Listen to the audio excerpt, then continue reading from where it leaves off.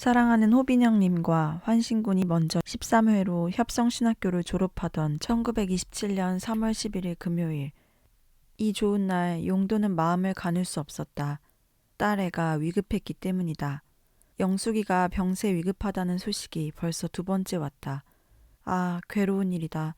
아픈 마음 진정할 길이 없구나. 오 주여, 나는 아무 능력이 없나이다. 일체를 주여 맡아 도우소서. 이리든지 저리든지 주께서 우리에게 좋은 것을 주시려고 하심을 믿으며 든든한 마음을 얻나이다. 주님의 섭리를 믿은 이날로부터 이틀 뒤에는 위독하다는 전보가 왔다. 오후 4시 용도는 급히 기차에 올라 개성 남성병원으로 갔다. 나흘 뒤인 17일 목요일 새벽 2시 15분 아이는 1살밖에 못 살고 하늘로 떠났다. 수의를 지으며 네가 성하였을 적에 끊어다 놓았던 감으로 수의를 지으니 살아서는 못 입어본 옥양목 새감, 너 죽을 줄 알았더면 숟가락을 팔아서라도 새 저고리 바지, 그도 안 되면 옥양목 새 버선이라도 한 켤레 기워 신겼을 것을.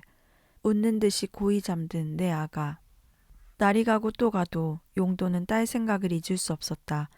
주일이었던 27일에도 쏟아지는 눈물로 먼저 간 아기의 이름을 불러보았다. 내 딸 어디가 있노? 오 그리운 내 아기야. 너는 지금 어디서 무엇을 하고 있느냐? 따뜻한 부모의 품을 떠나 내 딸은 지금 어디가 있노? 영수가 1년밖에 못 살고 갈게 어째서 태어났더란 말인가? 동그란 머리통, 동그란 눈, 동그란 귀, 동그란 입, 동그란 코, 원 5이면 그려놓을 수 있는 네 형상이 내 눈에는 그대로 살아있구나. 거위발같이 꼬물거리는 그 손가락, 지금도 내 가슴에서 꼬물꼬물하고 있구나. 네 호는 하나님의 따스한 품 안에서 재롱을 부리며 자라리라만 그리도 곱던 네 몸뚱이는 원통하게도 흙 속에서 썩는단 말인가.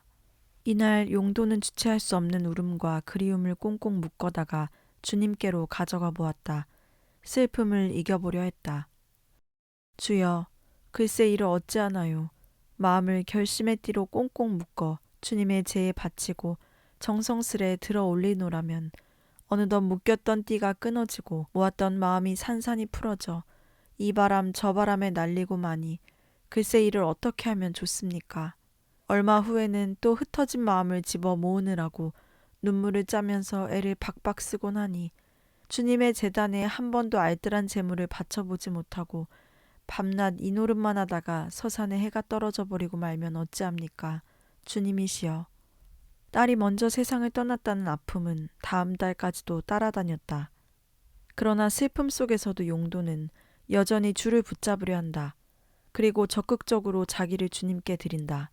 내가 죽는다고 낙심할 것은 없나이다. 다만 주를 믿으니 내 몸이 죽으나 사나 주는 나의 구주이심에 주여 이제나 저제나 한 번은 죽어 썩을 몸이오니 성하건 병들건 주께 이 몸을 바치오리다. 주여 달리 무엇에 쓰오리까 이 한 몸을. 딸을 잃고도 오히려 주님께 자기를 더욱 바치기로 한 용도에게 주님은 일주일 뒤에 나타나셨다. 그때 지은 그의 시이다. 생의 승리, 위로의 왕 그리스도, 기도를 올리려고 단 앞에 무릎을 꿇은즉 빌수록 주님 계심을 깨닫나이다. 보아라 거기 서 계신 이를. 그리스도 빙그레 하시며 두려워하지 말라. 주여 진실로 사망을 이길 수 있으시면 이미 전날에 죽어간 자를 다시 살려 주옵소서 하고 간절히 소원을 말씀드리니 주께서 빙그레 하시며 그는 죽지 않았느니라. 말씀과 같이 그러면 잠들었나이까? 덮은 그 눈, 우리의 눈으로부터 격한 그 눈썹을 주여 열어주옵소서. 주 빙그레 하시면서 그는 잠들지 않았느니라. 만일 저가 눈을 뜨고 아름다운 달빛을 본다면 아파하는 내 가슴에 돌려보내주소서. 주 빙그레 하시면서 그는 자지 아니하니라. 잃은 것도 너무 현저해서 죽음의 내를 건너기까지는 다시 만날 소망은 없는 게지요. 주 빙그레 하시면서 그렇지는 아니하니라. 사랑하는 이 곁에 있는 줄로 믿기는 하지만 가까이 있기를 간절히 빌 때는 더구나 먼 것 같이 생각이 되던데요. 주 빙그레하시며 내가 여기 있노라. 주여, 저희 눈에는 아무것도 보이지 않습니다. 주여, 우리와 같이 행하시며 또 주무시지 않고 또 멀리 가지 않으심을 어떻게 알 수 있습니까? 주 빙그레하시며 내 안에서 살아라.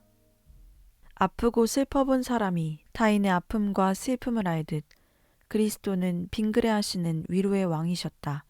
그리스도가 곁에 계시고 그분 안에서 살아갈 때에는 아픔과 슬픔이 빙그레가 되나니 생의 승리 아니면 무엇이랴. 그로부터 열흘 뒤 주 안에서 확실한 소망과 의욕을 되찾는 용도를 볼 수 있다. 사랑하는 딸애와의 이별을 통해 깨달은 것이다. 생사는 주께서 주관하심을, 사는 동안에는 주 위에 몸바쳐야 함을, 그리고 주 안에서는 죽음이 죽음이 아님을, 슬픔도 은혜였음을. 주여, 내 마음속에 다시 사소서. 그리하여 낙심에 돌아섰던 마음에 새 믿음을 주옵시고 슬퍼 돌아서는 마음 위에 새 기쁨을 주시옵고 두려워 돌아가는 마음 위에 새 담력과 용기를 주옵소서. 복된 사람, 오랜 옛날부터 전하여 오는 주의 깊은 말씀이 내게도 오도다. 슬퍼하는 자는 복이 있나니 그는 위로를 받을지라는 정다운 주님이여, 점점 깊이 주를 알겠나이다. 슬픔은 주님이 들어오시는 문이 온즉 나의 슬픔을 은혜로 깨닫게 하소서. 한편 이용도는 교회의 성결에 대한 문제의식을 갖기 시작한다. 1927년 2월 9일 협성신학교 졸업을 1년 앞둔 날 27 청년 용도가 쓴 일기를 꺼내어 펼치면 당대 한국교회에 대한 그의 평가 일면이 나온다. 한국교회에 없는 것, 기도, 개인전도, 열심, 사랑, 용기, 감사, 찬송, 협동, 성경공부, 구도심, 봉사, 가정기도, 있는 것, 잔말, 말질, 평론, 돈만 모으려는 생각, 게으름, 시비, 투쟁, 비겁, 공포, 불평, 근심, 걱정, 분열, 연애문학, 구금심, 탐욕, 이기, 가정불안. 용도가 본 한국교회는 교회가 교회되게 하는 특성들을 던져버리고 대신 교회가 아니 교회되게 하는 특징들로 가득한 상태였다. 일기는 다음 날로 이어진다. 성경에 나타난 하나님은 성결을 사랑하시고 죄를 미워하셨다. 성경에 나타난 악마는 죄를 사랑하고 성결을 미워했다. 오늘 교회 사람들은 하나님을 따른다면서 성결이란 말은 듣기도 싫어하고 죄의 소리를 듣기 좋아한다. 이용도의 눈에 하나님을 따른다는 교인들은 성결을 사랑하는 하나님과는 다르게도 성결을 싫어하고 죄를 좋아하였다. 그러한 특성은 성경에 나타난 악마와나 어울리는 것이었다. 용도는 요즘 날마다 이런 고민에 빠져 있었다. 이튿날에는 교회가 서 있어야 하는 기반에 대해 생각했다. 성결과 세속은 2대 세력으로서 교회를 지배 조종한다. 세속이 우리 교회의 문을 두드린 지 오래다. 교회는 성서적 신령에서만 존립되는 것인데 교회가 성결, 성서적 신령 위에 서야 하는 이유는 전날 일기에 쓴 대로 하나님께서 성결을 사랑하시는 때문이다. 이와 반대로 죄를 사랑하는 것은 악마인데 하나님을 사랑한다 말하는 이들이 성결을 싫어하고 죄를 옹호하는 은연한 혹은 공연한 생활의 깊은 속내는 세속을 그의 지배인으로 모시고 있기 때문이다. 이용도가 교회 개혁자로 이끌림을 받아 죽기까지 봉사하였던 배경은 이렇듯 거룩해야 할 교회가 거룩하지 않다는 것이었다. 그리고 이런 모습이 교회의 문을 두드린 지 오래였다. 1927년 2월 용도는 교회, 곧 하나님을 따른다는 사람들의 삶은 세속을 따르는 삶과는 다른 모습이 있어야 함을 말했는데 이는 이를 성결 혹은 성서적 신령이라 했다. 거룩함을 잃은 교회를 향해 그가 제시한 사는 길은 다음날 일기에서 드러난다. 웅변은 사람을 움직이게 한다. 그러나 기도는 하나님의 마음을 움직이게 한다. 웅변은 금전을 나오게 한다. 그러나 기도는 돈으로 살 수 없는 은혜를 내리게 한다. 밀실 부흥 후에 나오는 신앙과 열정으로 되는 기도는 만인이 칭찬하고 떠드는 연설 1000회보다 목적을 달성하는 데 유력하다. 사는 길. 첫째는 기도였다. 인간적 옹변술은 인간적 수준의 힘을 발휘하나 성도의 기도소는 천상적 힘을 빌어온다. 용도의 근본적 교회 개혁안은 우선 밀실부흥에서 오는 신앙과 기도에서 시작된다. 이는 만인이 칭찬하는 베스트셀러 서적이나 혹은 만인이 출석하는 공룡교회보다 그 효력에 있어 우월하고 실제적이다. 성결과 이혼하고 세속에게 시집간 1920년대 한국교회가 살기 위해 기도와 함께 용도가 강조한 것은 회개였다. 회개는 생명과 구원과 죄사함을 가져다 준다. 단 용도는 성경에서 참 회개와 거짓 회개를 발견했다. 어리석은 생각으로 통탄할 죄를 범하여 하나님께 영광을 돌리지 못하였으나 참 회개를 한 이들이 있었으니 그 특징은 이후 성격이라고도 하고 성서적 신령이라고도 하는 새 삶을 살았다는 점이다. 반대로 거짓 회개는 회개 이후에도 악이 계속된다. 그대로 옛 삶을 산다. 회개의 참과 거짓은 그의 열매로 알 수 있다. 밀실 기도와 열매 맺는 회개는 용도가 제시한 한국교회의 개혁, 다시 말해 교회를 살려냄의 길이었다. 성서와 기독교회사가 보여주는 것은 교회는 참된 기도와 참된 회개를 통해 그 믿음을 붙잡아 왔다는 사실이다. 기도와 회개는 세속을 이기는 교회의 무기였다.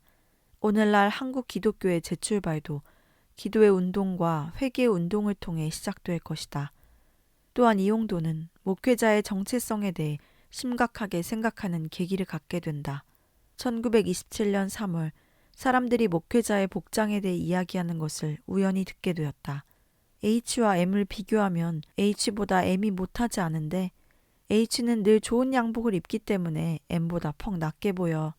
그래, 사실이야. 사람은 별 수 없어. 그러기에 목사 노릇을 해도 좋은 양복을 입어야겠더군. 학생 중에도 늘 좋은 양복을 입는 이는 겉으로 얼른 보아 번질번질해 보이는데 오라요. 물론 내용이 있어야겠지만 겉모양도 무시할 수 없어. 이 짧은 대화는 용도에게 심각한 위기의식을 안겨주었다. 목사의 정체성이 옷이 되어버린 현실. 용도는 주께 기도를 올린다. 오 주님이시여, 세상이 일이 되었나이다. 좋은 양복을 입어야 등용이 되고 교제를 잘해야 교회 일을 잘 본다고들 합니다. 외화와 외교술이 어떻게 하나님 나라 사업을 하는데 첫째 조건이 될 수 있사오리까. 다른 일에는 몰라도 교역에는 신앙이 첫째 조건이고 또 사랑이 그 수단이 되어야 할 것이 아닙니까? 믿음과 사랑이 목사의 절대 조건이 되어야 할 것이로소이다. 용도의 목회자론을 살펴볼 수 있는 다른 대목은 신학교를 졸업한 용도가 강원도에서 사역하는 동안 감리교 중부연회에 들어옴이 허락되던 1929년 9월 7일 일기에서다. 직업 중에 가장 높은 것이 하나님의 사신 되는 것입니다. 대사된 자는 중대한 책임이 있다. 경솔, 무력한 자를 대사로 보낼 나라는 없다. 하나님의 인선은 더욱 엄중하시다.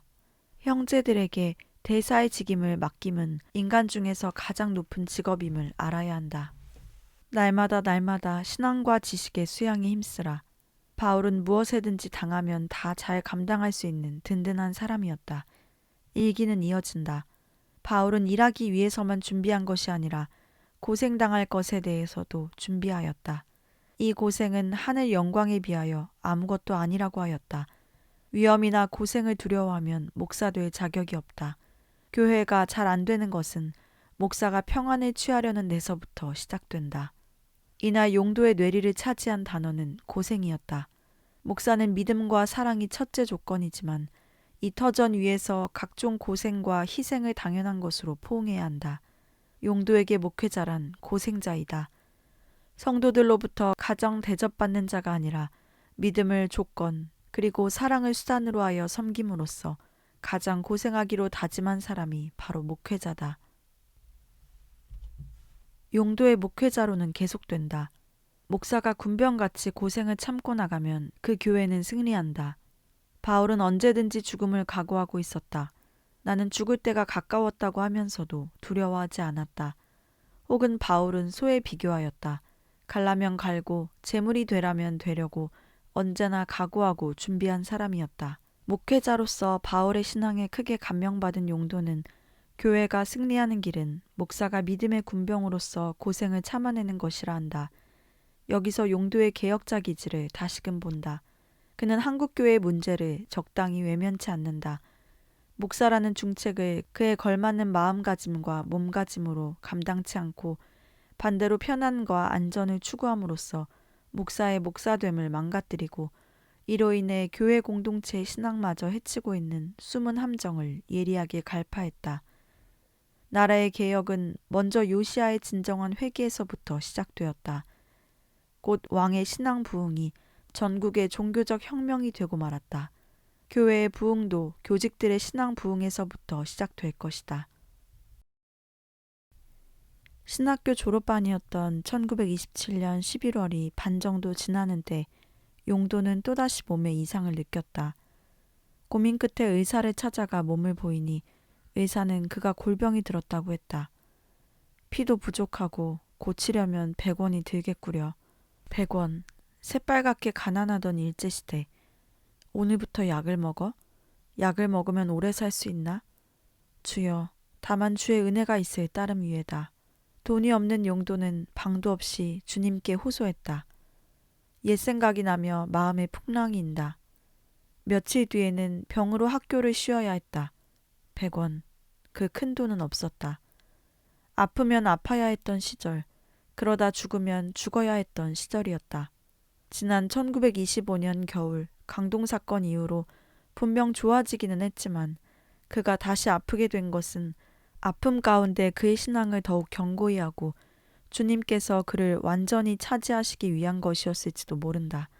다시 죽음의 열차가 인생의 승강장으로 진입해 왔을 때 용도도 다시 이 문제를 예수께로 가지고 나아갔더니 하나님 나라의 귀한 진리 한 조각을 얻게 되었다. 피를 주소서. 우리는 눈물도 말랐거니와 피는 더욱 말랐습니다. 그래서 무기력한 빈혈 병자가 되었습니다. 피가 없을 때는 기운이 없고 맥 없고 힘 없고 담력 없고 의분 없고 화기 없고 생기가 없습니다. 그 대신 노랗고 겁 많고 쓸쓸하고 소망이 없습니다. 우리에게 그리스도의 피를 주사해 주소서. 그래서 우리는 새 기운을 얻고 화기와 생기 있고 기쁨이 있게 하옵소서. 우리는 죄에게 잡히어 죽어가되 그 죄와 더불어 싸울 만한 피가 없습니다. 악마가 우리 인간을 유린하되 그것을 분하게 여기는 피가 없습니다. 주여, 우리에게 당신의 피를 주사해 주옵소서. 그래서 죄악과 더불어 싸우게 하여 주옵소서. 우리의 영혼이 원수 마귀를 격파하게 하여 주옵소서. 피가 있게 하소서. 피가 없으면 죽은 사람. 우리에게는 피가 없어요. 주여, 우리는 기어이 죽게 되었나이다. 당신의 십자가에 흘리신 피로써 우리에게 주사해 주옵소서. 동시에 용도는 눈물이라고 하는 사랑과 긍휼도 필요함을 느낀다. 눈물을 주소서. 오늘의 우리는 눈물이 다 말랐습니다. 눈물 없는 곳에 되지 못한 것들만 무성하여 있습니다. 눈물은 살균력이 있습니다. 원망, 불평, 이기 등은 전염병균과 같아서 자신을 죽이고 또 남의 가슴에 살촉을 받아 죽게 하는 악독한 병균입니다. 이 모든 균들은 눈물로써 죽일 수 있습니다. 동정의 눈물이 쏟아질 때, 뜨거운 사랑의 눈물이 쏟아질 때, 남을 원망하는 것이나 시기, 불평, 이기, 행위 등 모든 불선의 병균은 다 죽어버리고 맙니다. 그리고 따스하고 온유하고 미쁜 새 마음을 내어줍니다. 마치 상처에 소독을 한 후 새살이 돋아나오듯이. 육신의 질병에 매인 용도는 주님의 피로 신앙적 빈혈증과 마음의 전염병균을 죽이기를 갈망한다. 피도 눈물도 없는 세상이지만 교회에 있어야 할 것은 피와 눈물이다. 죄악과 싸워 이기는 힘을 주는 피와 이웃을 위해 우는 뜨거운 눈물. 그러면 우리는 주님을 믿고 따르며 희생할 수 있다. 1927년의 성탄절은 특별했다. 용도는 직접 십자가를 지는 이들이란 극을 쓰고 연출과 연기를 맡았다. 극 중에는 먼저 다양한 사람들이 십자가를 지고 나타난다. 그들은 주를 위해 십자가를 진다고는 하지만 정작 저만치 낮은 곳에서 비틀거리며 오시는 예수님의 십자가는 보지 못한다. 용도는 주님의 십자가를 지고 갈보리 언덕으로 올라가다가 쓰러진다. 이 연기가 너무도 생생하여 흡사 예수께서 고생당하셨던 것과 같았으니 청중석은 통곡의 바다가 되었다. 그런데 누가 알았으랴. 이 연극은 앞으로 용도에게 펼쳐질 인생길을 미리 보여주는 것이기도 했다. 1928년 1월 28일 신학교를 졸업한 이용도는 감격을 누릴 새도 없이 이튿날 파송지인 원산지방 내 강원도 통천구역으로 향했다. 그곳은 몹시 추운 곳이었고 눈 덮인 강산이 그를 맞이해 주었다. 용도는 대서를 바라보며 찬송 너의 제 흉악하나 눈과 같이 희겠네를 떠올렸다. 교역 초기의 용도는 강동사건 이전으로 돌아간 듯했다. 변종호는 이때의 그를 이성적인 전도인이요 문화적인 교역자라 한다. 하나님을 붙잡으려고는 노력하였으나 원체 이성적이고 예민한 지성을 가지고 있기에 신앙생활보다는 문화활동이 앞섰다.